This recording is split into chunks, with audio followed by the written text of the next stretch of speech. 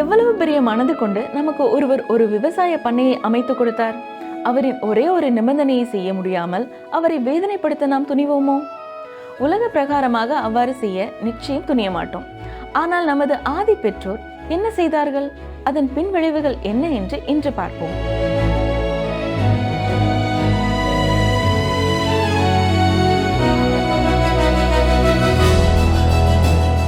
பிரியமான வேதாராய்ச்சி அன்பர்களே, இன்று நாம் ஆதியாகமம் 3ஆம் அதிகாரம் முதல் 6 வசனங்களை கற்றுக்கொள்ளப் போகிறோம். இந்த 3ஆம் அதிகாரத்தில் நாம் பார்க்க இருப்பது சர்ப்பம் கடவுளின் வார்த்தையை மறுக்கிறது. இதனால் ஆதாமும் ஏவாளும் கர்த்தருடைய வார்த்தையை மீறுகிறார்கள்.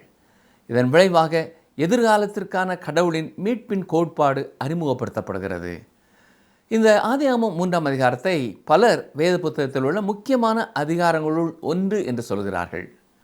அனைத்து பழமைவாத விளக்க உரையாளர்களும் இதை ஒத்துக்கொள்கிறார்கள். டாக்டர் கிரிஃபத் தாமஸ் என்பவர் இதுவே வேதத்தின் ஆதாரம் அல்லது மையம் என்று சொல்லுகிறார்.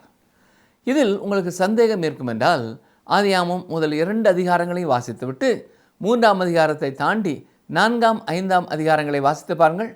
அப்பொழுது அங்கே ஒரு இடைவெளி, ஒரு வெற்றிடம் இருப்பதை நீங்கள் பார்க்க முடியும். அதற்கு இடையில் ஏதோ நடந்திருக்கிறது என்பதையும் நீங்கள் புரிந்து கொள்ள முடியும். உதாரணமாக ஆதியாகமம் 1 மற்றும் 2ஆம் அதிகாரங்களிலே மனிதன் குற்றமற்றவனாய் இருப்பதை நாம் பார்க்க முடிகிறது. எல்லாமே பரிபூரணமாக இருக்கிறது. மேலும் கடவுளுக்கும் மனிதனுக்கும் இடையிலே ஒரு நல்ல அன்பு ஐக்கியம் காணப்படுகிறது. நீங்கள் இதை படிக்கும் இடத்திலேயே பொறாமை, கோபம், கொலை, பொய், துர்மார்க்கம், ஊழல், கிளர்ச்சி மற்றும் நியாய தீர்ப்பு ஆகியவற்றை தெளிவாக பார்க்க முடியும். இங்கே கேள்வி என்னவென்றால், இவை அனைத்தும் எங்கிருந்து வந்தன? அது எங்கிருந்து தொடங்கியது? பாவம் எங்கே ஆரம்பமானது? உண்மையில் அது ஆதியாகமம் 3ஆவது அதிகாரத்தில் தோன்றியது என்று நான் நினைக்கவில்லை. ஆனால் பொதுவாக மனிதனை பொறுத்தவரை அது தொடங்கிய இடம் அங்கே தான் இருக்கிறது. 3ஆம் அதிகாரத்தை பற்றிய மற்றொரு உண்மையும் உங்களுக்கு மேற்கோள் காட்ட விரும்புகிறேன். இங்கே தெய்வீக சத்திய நதிகளிலே பலவற்றின் ஆரம்பத்தை பார்க்க முடிகிறது. மேலும் 6000 ஆண்டுகளாக நிறைவடையாத மாபெரும் நாடகம் இங்கே தொடங்குகிறது என்று சொல்லலாம். மனுக்குலத்தின் தற்போதைய வீழ்ச்சியடைந்த மற்றும் பாழடைந்த நிலைமையின் தெய்வீக விளக்கத்தை இங்கே நாம் பார்க்கிறோம். நமது எதிரியான பிசாசின் நுட்பமான சூழ்ச்சிகளை பற்றி இங்கே நாம் கற்றுக்கொள்கிறோம். தெய்வீக கிருபை அவனிடமிருந்து தடுக்கப்படும் பொழுது நீதியின் பாதையிலே நடக்க மனிதனின் முழுமையான சக்தியற்ற தன்மையை இங்கே நாம் பார்க்க முடிகிறது. பாவத்தின் ஆன்மீக விளைவுகளை எங்கே நாம் தெளிவாக பார்க்கிறோம். மனிதன் கடவுளிடத்திலிருந்து தப்பி ஓட முயற்சி செய்கிறான். மேலும் குற்றவாளியான மனிதனை பற்றிய கடவுளின் அணுகுமுறையையும் இங்கே நாம் தெளிவாக உணர முடிகிறது. மனிதனின் சொந்த கைவேலையின் ஒரு சாதனத்தால் தன் அவமானத்தை மறைக்க முயலும் மனித இயல்பின் உலகளாவிய போக்கை இங்கே நாம் பார்க்கலாம். நமது மாபெரும் தேவையை பூர்த்தி செய்ய கடவுள் செய்த கருணையுள்ள ஏற்பாட்டை பற்றியும் இங்கே நமக்கு கற்பிக்கப்படுகிறது. பரிசுத்த வேதம் முழுவதும் ஓடும் அந்த அற்புதமான சத்திய நீரோடை இங்கே தான் தொடங்குகிறது என்று சொல்லுவேன். ஒரு மத்தியஸ்தர் மூலம் தவிர மனிதன் கடவுளை மீண்டும் அணுக முடியாது என்பதை இங்கே நாம் தெளிவாக கற்றுக்கொள்ளலாம். ஆதியாகமம் 3ஆம் அதிகாரம் முதல் பகுதியிலே மனிதன் சோதிக்கப்படும் சூழ்நிலையை பார்க்கிறோம். வாசிக்கிறேன். ஆதியாகமம் 3ஆம் அதிகாரம் 1ஆம் வசனம் பாருங்கள். தேவனாய கர்த்தர் உண்டாக்கின சகல காட்டு ஜீவன்களை பார்க்கிலும் சர்ப்பமானது தந்திரமுள்ளதாயிருந்தது. அது ஸ்திரீயை நோக்கி, நீங்கள் தோட்டத்தில் உள்ள சகல விருட்சங்களின் கையையும் புசிக்க வேண்டாம் என்று தேவன் சொன்னது உண்டோ என்றது. இந்த வேத பகுதியை நான் வாசிக்கும் பொழுது நம் உள்ளத்தில் எழும்பும் கேள்வி, மனிதனுக்கு ஏன் இந்த சோதனை? ஆதியாகமம் 1ஆம் 2ஆம் அதிகாரங்களை நான் வாசித்து பார்க்கும் பொழுது மனிதன் குற்றமற்றவனாக படைக்கப்பட்டான். ஆனால் ஆதாமும் ஏவாளும் நீதிமான்களாக படைக்கப்படவில்லை. நீதி என்றால் என்ன? நீதி என்பது சோதனையின் முன்னிலையிலும் உறுதியோடு நிற்கும் குற்றமற்ற தன்மை. சோதனை ஒன்று உங்களை வளர்க்கும் அல்லது உங்களை அழிக்கும். இதை நீங்கள் கவனித்திருப்பீர்கள். நாம் சோதிக்கப்படும் பொழுது ஒன்று அதை மேற்கொண்டு நாம் வளர்ச்சி அடைவோம், அல்லது சோதனைக்கு தப்பிக்கொள்ள முடியாமல் சோதனையில் விழுந்து அழிவை சந்திக்கிறோம். இந்த இரண்டிலே ஒன்று எப்பொழுதும் நடக்கிறது. சோதனையின் மத்தியிலே மட்டுமே மனுஷனுடைய குணம் வளர்ச்சி அடைய முடியும். மனிதன் ஒரு பொறுப்புள்ள உயிரினமாக படைக்கப்பட்டிருக்கிறான். மேலும் அவன் மகிமைப்படுத்தப்படவும், கீழ்ப்படியவும், சேவை செய்யவும், தெய்வீக அரசாங்கத்திற்கு கீழ்ப்படியவும் பொறுப்புள்ளவனாயிருக்கிறான். மனிதன் மனிதனை படைக்கவில்லை, தேவனே மனிதனை படைத்தார். மேலும் அவர் தன்னிச்சையாக செயல்படவில்லை.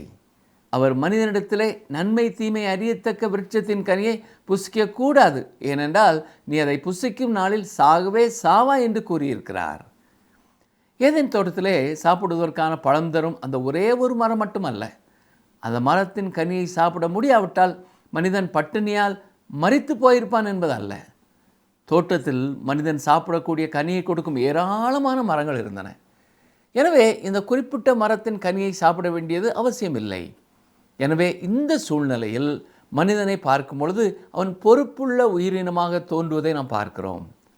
சற்று முன் நான் வாசித்த ஆதியாகமம் 3ஆம் அதிகாரம் 1 வசனத்திலே சர்ப்பத்தை பற்றிய ஒரு அறிமுகம் நமக்கு கிடைக்கிறது.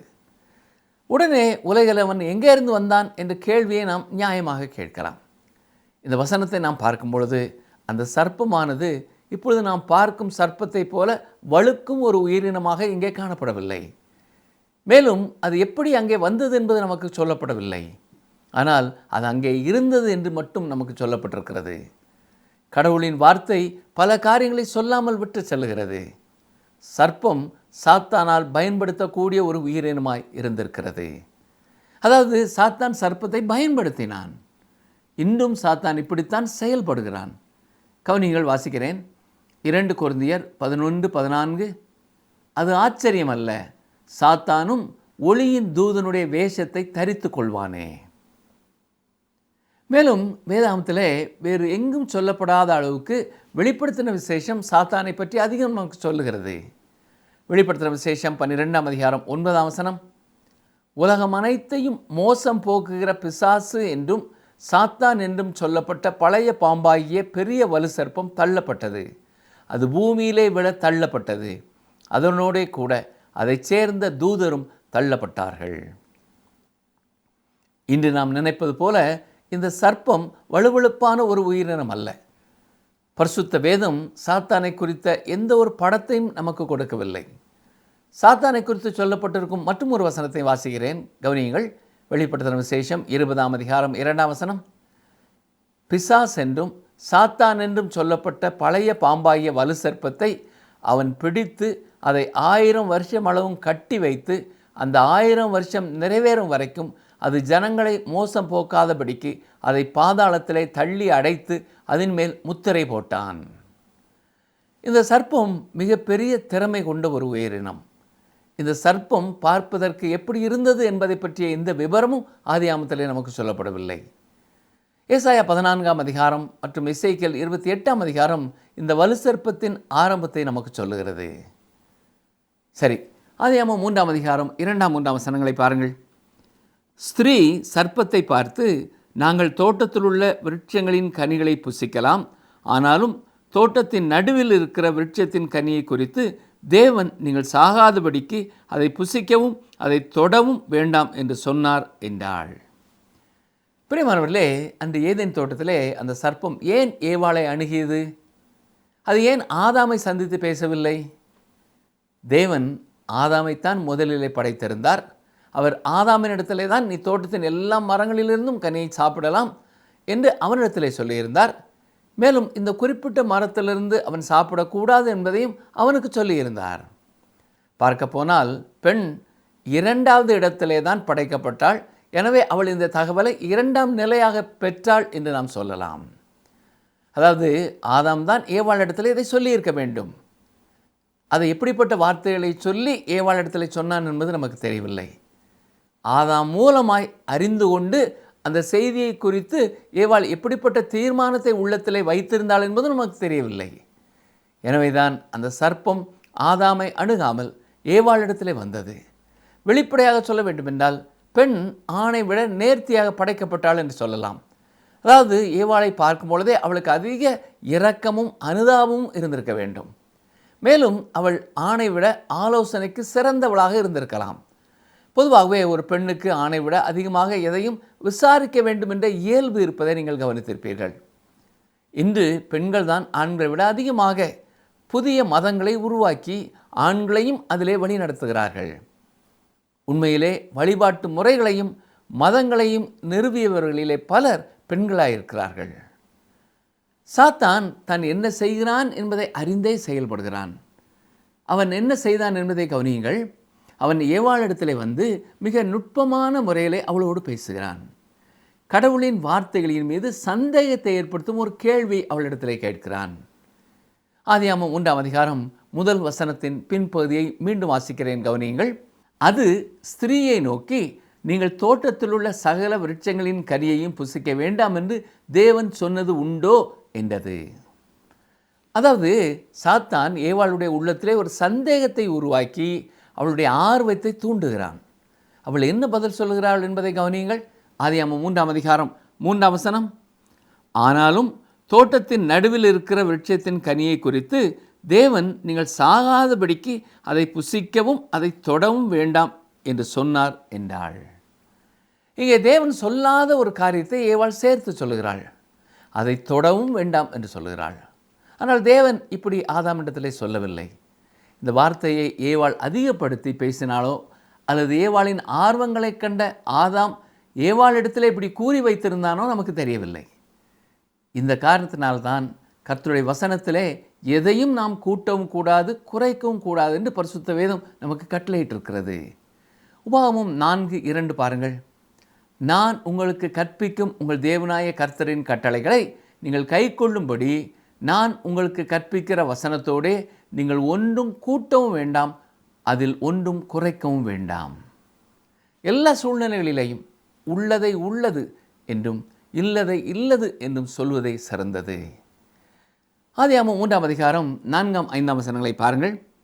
அப்பொழுது சர்ப்பம் ஸ்திரீயை நோக்கி, நீங்கள் சாகவே சாவதில்லை, நீங்கள் இதை புசிக்கும் நாளிலே உங்கள் கண்கள் திறக்கப்படும் என்றும் நீங்கள் நன்மை தீமை அறிந்து தேவர்களைப் போல் இருப்பீர்கள் என்றும் தேவன் அறிவார் என்றது. இங்கே சர்ப்பம் ஸ்திரீயை பார்த்து நீங்கள் சாவதே சாவதில்லை என்று சொல்லும் பொழுது நீங்கள் நிச்சயமாக சாகவே சாக மாட்டீர்கள் என்ற கருத்திலே கூறுகிறது. தேவன் அப்படி செய்வார் என்று ஏன் நீங்கள் நினைக்கிறீர்கள்? அதை அவர் செய்ய முடியாது. ஏனென்றால் அது அவருடைய அன்பையும் நன்மை செய்யும் குணத்தையுமே கேள்விக்குறியாக்கும் என்பது போல சர்ப்பம் பேசுகிறது. பிரியமானவர்களே, இந்த நாட்களிலேயும் நமக்கு வரும் சோதனை நேரத்திலும் இதே காரியத்தை சாத்தான் சொல்ல முடியும். இந்த ஒரு காரியத்தை நீ செய்வதால் தேவன் உன்னை நரகத்திலே போட போவதில்லை, அவர் மிகவும் அன்புள்ளவர் என்று கூறலாம். சாத்தானுக்கு கொடுக்கப்பட்டுள்ள ஒரு பெயர், அவன் பொய்க்கு பிதா. நீங்கள் சாவதே சாவதில்லை என்று சொல்லும் பொழுது இங்கே சாத்தான் சொல்ல வருவது என்ன? தேவன் உங்களை நேசிக்கிறார் என்றால் இப்படி ஒரு கட்டளை அவர் கொடுத்திருக்கவே மாட்டார். தேவன் நீதி உள்ளவர் இல்லை என்பது போல் சாத்தான் கூறுகிறான். அது மட்டுமல்ல, நீங்களே கடவுள்களாக இருப்பீர்கள் என்றால் நீங்கள் அதை சாப்பிடும் நாளிலே உங்கள் கண்கள் திறக்கப்படும், நீங்கள் நன்மை தீமை அறிந்து தேவர்களைப் போல் இருப்பீர்கள் என்றும் தேவன் அறிவார் என்று போய் சொல்லுகிறான். இங்கே சாத்தான் தேவனுடைய பரிசுத்தத்தையே கேள்விக்குறியாக்குகிறான். அடுத்து நாம் கவனிக்க வேண்டியது, தேவன் சொல்லாத ஒரு வார்த்தையை ஏவாள் தேவன் சொல்லியது போல சொல்லுகிறாள். அது என்ன? அந்த மரத்தின் கனியை தொடவும் கூடாது என்று தேவன் சொல்லியதாக போய் சொல்லுகிறாள். அதாவது அவள் கடவுளுடைய வார்த்தையோடு தன்னுடைய சொந்த வார்த்தையை கூட்டி சொல்லுகிறாள். தாராளவாதிகளும் நாத்திகர்களும் கடவுளுடைய வார்த்தையிலிருந்து சில வார்த்தைகளை எடுத்து போட்டு விடுகிறார்கள். அதற்கு எதிராக கடவுள் எச்சரிப்பு கொடுக்கிறார். மேலும் தேவனை வழிபடும் காரியத்திலும் தேவன் சொல்லாத சில காரியங்கள் மக்கள் சேர்த்து கொள்கிறார்கள். அதற்கு எதிராகவும் கடவுள் நம்மை எச்சரிக்கிறார் என்பதை நாம் மறந்து போகக்கூடாது. மேலும் சிலர் கட்டளைகளை கைக்கொள்வதாலே ரட்சிக்கப்படலாம் என்று கூறுகிறார்கள். அவருடைய வாக்குவாதம் என்ன? ஆம், விசுவாசத்தினாலே தான் ரட்சிப்பு, ஆனால் அதோடு கூட சில காரியங்களையும் செய்ய வேண்டும் என்று சொல்லுவார்கள். இப்படி சொல்லிக்கொண்டு அவர்கள் விரும்பும் அந்த காரியத்தையும் சேர்த்து சொல்லுவார்கள். யோவான் 6ஆம் அதிகாரம் 29ஆம் வசனத்திலே இயேசு கூறுவதை கவனியுங்கள். யோவான் 6:29. இயேசு அவர்களுக்கு பிரதியுத்தரமாக, அவர் அனுப்பினவரை நீங்கள் விசுவாசிப்பதே தேவனுக்கு ஏற்ற கிரியையாய் இருக்கிறது என்றார். இது எவ்வளவு முக்கியமானது இல்லையா? இங்கே ஆதியாகமத்தில் சர்ப்பம் மிக நுட்பமாக கடவுளுக்கு முரணாக பேசுகிறது. கர்த்தருடைய எண்ணத்தையும் வார்த்தையும் சொல்வதற்கு பதிலாக அது தனது கருத்தை வெளிப்படுத்துகிறது. ரோமர் நிருபத்தில் எப்படி நாம் விசுவாசத்தினாலே கீழ்ப்படிய வேண்டும் என்ற உண்மை நமக்கு கற்றுக் கொடுக்கப்பட்டிருக்கிறது. விசுவாசம் கீழ்ப்படிதலுக்கு வழிவகுக்கிறது. எப்பொழுதுமே அவிசுவாசம் கீழ்ப்படியாமைக்கு வழிவகுக்கிறது. மீண்டும் சொல்லுகிறேன், விசுவாசம் கீழ்ப்படிதலுக்கு வழிவகுக்கிறது. எப்பொழுதுமே அவிசுவாசம் கீழ்ப்படியாமைக்கு வழிவகுக்கிறது. 6ஆம் வசனம் பாருங்கள். அங்கே ஆதாமும் ஏவாளும் தேவனுடைய வார்த்தைக்கு கீழ்ப்படியாமல் செயல்படுகிறார்கள். வாசிக்கிறேன். ஆதியாகமம் 3ஆம் அதிகாரம் 6ஆம் வசனம். அப்பொழுது ஸ்திரீயானவள் அந்த விருட்சம் புசிப்புக்கு நல்லதும் பார்வைக்கு இன்பமும் புத்தியை தெளிவிக்கிறதற்கு இச்சிக்கப்படத்தக்க விருட்சமுமாய் இருக்கிறது என்று கண்டு அதன் கனியை பறித்து புசித்து தன் புருஷனுக்கும் கொடுத்தாள். அவனும் புசித்தான். அந்த கனியை புசிக்கக்கூடாது என்று தேவன் ஆதாமிடத்திலே தான் கூறியிருந்தார். ஆனால் இப்பொழுது அதே கனியை ஏவாள் கொடுத்த பொழுது ஆதாம் எப்படி அதை புசித்திருப்பான்? ஆதாமுக்கும் கர்த்தருடைய வார்த்தையின் மேலே சந்தேகம் வந்துவிட்டதோ என்ற கேள்வி நமக்குள் எழும்புகிறது. அந்த கனியை குறித்து சர்ப்பம் சொன்ன காரியங்கள், ஏவாளின் உள்ளத்தில் ஏற்படுத்திய எண்ணங்கள் சுவாரஸ்யமானது. முதலாவது, மாம்சத்திற்கு ஒரு வேண்டுகோள் கொடுக்கிறது. அதாவது அந்த விருட்சம் புசிப்புக்கு நல்லது என்று சொல்கிறாள். அது மட்டுமல்ல, மேலும் அது பார்வைக்கு இன்பம் உள்ளதாய் இருக்கிறது. கண்களால் அதை பார்க்கும் பொழுது அதில் இருக்கும் ஒரு ஈர்ப்பு சக்தியை அவள் வெளிப்படுத்துகிறாள். இதுவும் மாம்சம் தொடர்பான ஒரு ஈர்ப்பு தன்மை மட்டுமல்ல, இது மனதையும் ஈர்க்கும் ஒரு காரியம். பொதுவாக பெண்கள் வெளிப்பார்வைக்கு மிக அதிகமான முக்கியத்துவம் கொடுப்பார்கள். வீட்டு உபயோகப் பொருட்கள் வாங்கும் பொழுதும் அது எப்படி பயனுள்ளதாக இருக்கிறதா என்பதை பார்ப்பதை விட அது பார்ப்பதற்கு எப்படி இருக்கிறது என்பதை குறித்து பல பெண்கள் ஏமாற்றமடைகிறார்கள். இந்த அநேக காரியங்கள் வெளிப்பார்வைக்கு அவர்களை ஈர்க்கும் வண்ணமாக இருக்கும். ஆனால் அதை வாங்கிய பின் தான் அது எத்தனை பயனற்றது என்பதை அவர்கள் புரிந்து கொள்வார்கள். அடுத்ததாக அங்கே ஏவாள் கூறும் காரியம் என்ன? புத்தியை தெளிவிக்கிறதற்கு இச்சிக்கப்படத்தக்க விருட்சமாய் இருக்கிறது என்று சொல்கிறாள்.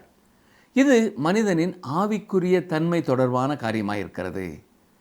நற்செய்தி புத்தகங்களிலே ஆண்டவராய் இயேசு கிறிஸ்துவின் சோதனை குறித்து நாம் வாசிக்கிறோம். மத்தேயு 4ஆம் அதிகாரத்திலே, மார்க்கு 1ஆம் அதிகாரத்திலே மற்றும் லூக்கா 4ஆம் அதிகாரத்திலே இது விவரமாய் சொல்லப்பட்டிருக்கிறது. தனது ஊழிய காலத்திற்காக உபவாசம் இருந்து ஆயத்தமாகிக் கொண்டிருந்த இயேசு கிறிஸ்துவிடத்திலே பிசாசு கொண்டு வந்த சோதனையும் இதே போன்றவைதான். இயேசு சந்தித்த முதல் சோதனை என்ன? லூக்கா 4ஆம் அதிகாரம் 3ஆம் வசனம். அப்பொழுது பிசாசு அவரை நோக்கி, நீர் தேவனுடைய குமாரனே ஆனால் இந்த கல் அப்பமாகும்படி சொல்லும் என்றான். இதுவும் உடல் ரீதியான சோதனை தான். இதே போலத்தான் சர்ப்பம் ஏவாளிடத்தில் பேசியதை கவனித்த ஏவாளும் இப்பொழுது அந்த விருட்சம் புசிப்புக்கு நல்லது என்று சொல்கிறாள். இரண்டாவதாக இயேசு கிறிஸ்துக்கு வந்த சோதனையை கவனியுங்கள். லூக்கா 4ஆம் அதிகாரம் 5-6ஆம் வசனங்கள். பின்பு பிசாசு அவரை உயர்ந்த மலையின் மேல் கொண்டு போய் உலகத்தின் சகல ராஜ்யங்களையும் ஒரு நிமிஷத்திலே அவருக்கு காண்பித்து, இவைகள் எல்லாவற்றின் மேலும் உள்ள அதிகாரத்தையும் இவைகளின் மகிமையையும் உமக்கு தருவேன். இவைகள் எனக்கு ஒப்பு கொடுக்கப்பட்டிருக்கிறது. எனக்கு இஷ்டமானவனுக்கு இவைகளை கொடுக்கிறேன். இது மனதை ஈர்க்கும் ஒரு சோதனை. இதே போலத்தான் ஏதேன் தோட்டத்திலே சோதிக்கப்பட்ட ஏவாள் அந்த கனி பார்ப்பதற்கு இன்பமானது என்று சொல்கிறாள். இயேசு கிறிஸ்துவுக்கு வந்த 3ஆம் சோதனையும் பாருங்கள். லூக்கா 4:9-11 வரை. அப்பொழுது அவன் அவரை எருசலேமுக்கு கொண்டு போய் தேவாலயத்து உப்பரிகையின் மேல் அவரை நிறுத்தி, நீர் தேவனுடைய குமாரனேயானால் இங்கே இருந்து தாழ குதியும். ஏனெனில் உம்மை காக்கும்படிக்கு தம்முடைய தூதர்களுக்கு உம்மை குறித்து கட்டளையிடுவார் என்றும், உமது பாதம் கல்லில் இடராதபடிக்கு அவர்கள் உம்மை கைகளில் ஏந்தி கொண்டு போவார்கள் என்றும் எழுதியிருக்கிறது என்று சொன்னான். இதுதான் ஆவிக்குரிய சோதனை. இதே போலதான் சர்ப்பம் சோதித்த பொழுது ஏவாள் உள்ளத்தில் உண்டான எண்ணம் புத்தியை தெளிவிக்கிறதற்கு இச்சிக்கப்படத்தக்க விருட்சமாய் இருக்கிறது என்று கண்டு அதை பறித்து புசித்து தனது கணவனுக்கும் கொடுக்கிறாள். என்னை கவனித்துக் கொண்டிருக்கிற எனக்கு அருமையான சகோதரனை சகோதரியே, பிசாசு இன்றும் இந்த விதமான தன்னுடைய தந்திரத்தை மாற்றிக்கொள்ளவில்லை என்று நாம் திட்டமாய் சொல்லலாம். என்னிடத்திலும் உங்களிடத்திலும் இந்த அடிப்படைகளை கொண்டே சோதனைகளை கொண்டு வருகிறான். எனவே பல சமயங்களிலே நாமும் ஏவாளைப் போல விழுந்து போகிறோம். இது தொடர்பாக புதிய விசுவாசிகளுக்கு யோவான் தனது கடிதத்தில் என்ன எழுதியிருக்கிறார்? வாசிக்கிறேன். 1 யோவான் 2:16. ஏனெனில் மாம்சத்தின் இச்சையும் கண்களின் இச்சையும் ஜீவனத்தின் பெருமையுமாகிய உலகத்தில் உள்ளவைகள் எல்லாம் பிதாவினால் உண்டானவைகள் அல்ல, அவைகள் உலகத்தினால் உண்டானவைகள். இங்கே மாம்சத்தின் இச்சை என்று குறிப்பிடப்படுவது அந்த விருட்சம் புசிப்புக்கு நல்லது என்று ஏவாள் கூறுவதை நினைவுபடுத்துகிறது. அடுத்ததாக கண்களின் இச்சையும் பார்வைக்கு இன்பமானது என்று ஏவாள் கூறியதை நமக்கு நினைவுபடுத்துகிறது. மூன்றாவதாக ஜீவனத்தின் பெருமையுமாகிய என்று சொல்லப்படுவது புத்தியை தெளிவிக்கிறதற்கு இச்சிக்கப்படத்தக்க விருட்சமாய் இருக்கிறது என்று ஏவாள் கூறியதற்கு இணையாயிருக்கிறது. இவை எல்லாம் எப்படி இருக்கிறது? யோவான் கூறியிருப்பது போலவே இவைகளில் எதுவும் பிதாவினால் உண்டானவைகள் அல்ல, இவைகள் உலகத்தினால் உண்டானவைகள். இந்த பாவ சோதனைகள் எல்லாம் எங்கே இருந்து வருகிறது என்று இயேசு கூறியிருக்கிறார் தெரியுமா? இருதயத்திலிருந்து தான் வருகிறது. எரேமியா சொல்லும் பொழுதும் எல்லாவற்றை பார்க்கலும் இருதயமே திருக்குள்ளதும் மகா கேடு உள்ளதுமாய் இருக்கிறது, அதை அறியத்தக்கவன் யார் என்று கேட்கிறார். மார்க்கு 7ஆம் அதிகாரம் 20, 21, 22 வசனங்கள். மனுஷனுக்குள்ளே இருந்து புறப்படுகிறதே மனுஷனை தீட்டுப்படுத்தும். எப்படியெனில் மனுஷருடைய இருதயத்திற்குள்ளிருந்து பொல்லாத சிந்தனைகளும் விபசாரங்களும் வேசித்தனங்களும் கொலை பாதகங்களும் களவுகளும் பொருள் ஆசைகளும் துஷ்டத்தனங்களும் கபடும் காம விகாரமும் வன்கண்ணும் தூஷணமும் பெருமையும் மதிகேடும் புறப்பட்டு வரும். பிசாசானவன் இருதயத்திலேயே வேண்டுதல்களை வைக்கிறான். மனிதனுடைய இருதயம் அதற்கு பதில் சொல்ல துவங்கும் பொழுது ஏவாளின் நிலைமைதான் ஏற்படுகிறது. இன்றும் நம்மை தேவனை விட்டு தூரமாக எடுத்துச் செல்வதற்கு வழிதவறி செல்ல செய்ய அவன் பயன்படுத்தும் முறை இதுதான். இதை நாம் உணர தவறும் பொழுது அவன் வெற்றி பெறுகிறான். நன்மை தீமைகளை அவர்கள் அறியத்தக்கவர்கள் ஆவார்கள் என்று அன்று பிசாசு ஏவாளிடத்தில் கூறினான். நடந்தது என்ன? மனிதனின் வீழ்ச்சியின் விளைவுகள் இன்று வரை நம்மையும் தொடர்ந்து வருகிறது. கவனித்துக் கொண்டிருக்கிற அருமையான சகோதரனை சகோதரியே, இன்று நாம் வெவ்வேறு சூழ்நிலைகளிலே வைக்கப்பட்டிருந்தாலும் நமக்கு வரும் சோதனைகள் வித்தியாசமானதாக இருந்தாலும் இந்த அடிப்படைகளை கொண்டே சாத்தான் நம்மை சோதிக்கிறான் என்பதை புரிந்து கொள்ள வேண்டும்.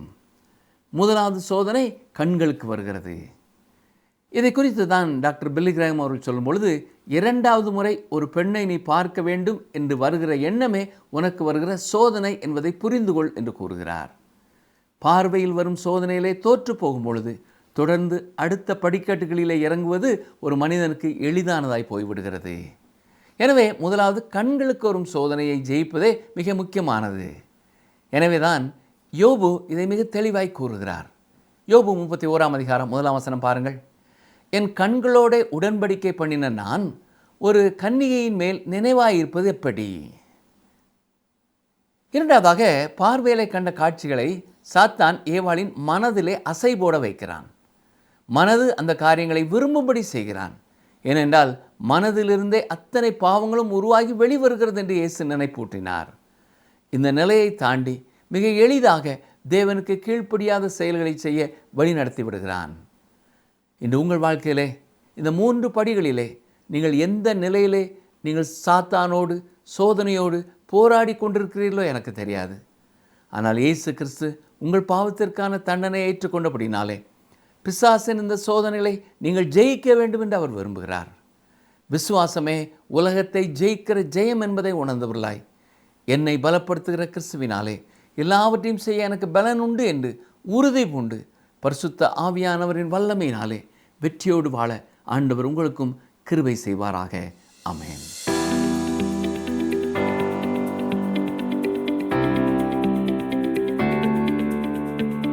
நான் உங்களுக்கு கற்பிக்கிற டேஷ் நீங்கள் ஒன்றும் கூட்டவும் வேண்டாம், அதில் ஒன்றும் குறைக்கவும் வேண்டாம்.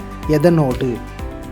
நான் உங்களுக்கு கற்பிக்கிற டேஷ் நீங்கள் ஒன்றும் கூட்டவும் வேண்டாம், அதில் ஒன்றும் குறைக்கவும் வேண்டாம். எதனோடு? ஆப்ஷன் ஏ தேவ வார்த்தை, ஆப்ஷன் பி வசனம், ஆப்ஷன் சி கற்பனை.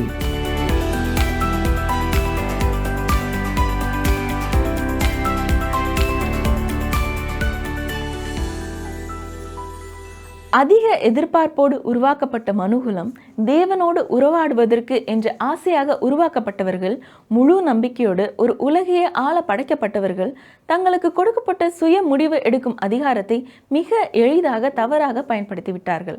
காரணம், தேவ சத்தம் விட பிசாசின் சத்தத்திற்கு செவி கொடுக்க தீர்மானித்தது. தேவ உறவின் முக்கியத்துவத்தை உதாசீனப்படுத்தியது. தேவனோடு உள்ள உறவை விட உலகம் இனிமையாக தோன்றியது. பழத்தை ருசிக்கும் முன்பே அது இச்சிக்கப்படத்தக்கது என்று நமது ஆதித்தாய் நினைத்து கொண்டது. தேவன் இதையும் மீட்பின் அத்தியாயமாக மாற்றினார். இந்த நிகழ்ச்சி உங்களுக்கு பிடிச்சிருக்கா? அப்ப இப்பவே மிஸ்டர் கால் கொடுங்க. பரிசு வெல்றது நீங்களாவும் இருக்கலாம்.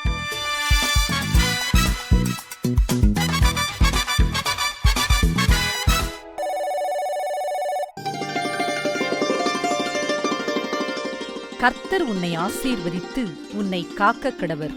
கர்த்தர் தம்முடைய முகத்தை உன்மேல் பிரகாசிக்க பண்ணி உன்மேல் கிருபையாய் இருக்க கடவர். எண்ணாகமம் 6:24-25.